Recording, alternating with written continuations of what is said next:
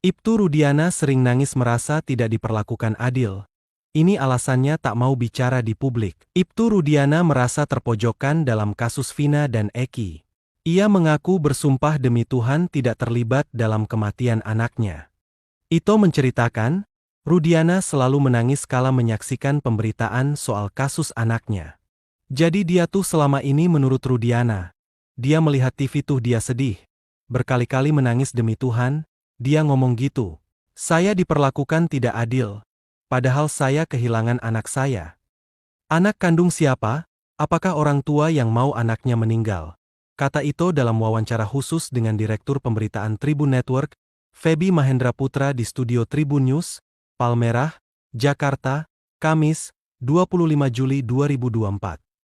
Di situ, Ito menyadari jika Ibtu Rudiana merupakan seorang manusia biasa yang ingin mendapat keadilan, serta kepastian hukum dalam kasus kematian anaknya.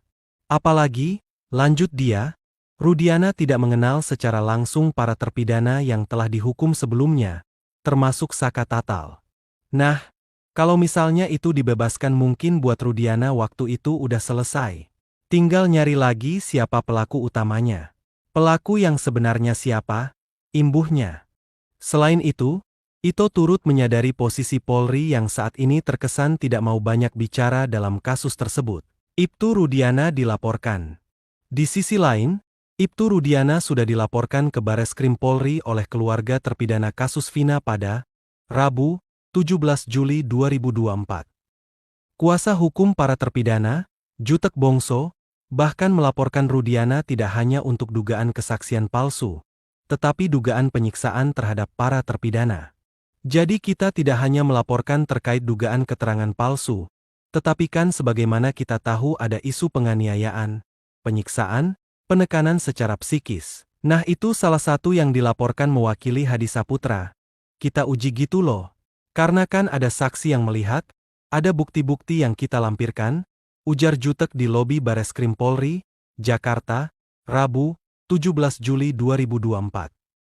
Pada perkembangannya, saksi kunci kasus Vina, Dede muncul dan menyatakan bahwa kesaksiannya 2016 silam palsu.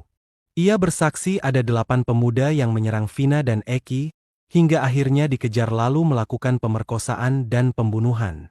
Skenario kronologi itu disebutkan Dede, merupakan hasil arahan Rudiana dan AF, saksi kunci lainnya. Seperti diketahui, kasus pembunuhan Vina dan Eki di Cirebon pada Sabtu 27 Agustus 2016 silam itu sudah berproses hukum. Ada 8 pemuda yang ditangkap dan kemudian divonis, hingga menjalani pidana penjara. Seluruhnya divonis penjara seumur hidup kecuali Saka Tatal yang hanya divonis 8 tahun penjara, karena saat peristiwa masih usia anak, dan sudah bebas sejak 2020. 3 orang atas nama Pegi, Andi dan Dani dinyatakan buron. Pria bernama Pegi Setiawan ditangkap karena dianggap pelaku yang buron tersebut.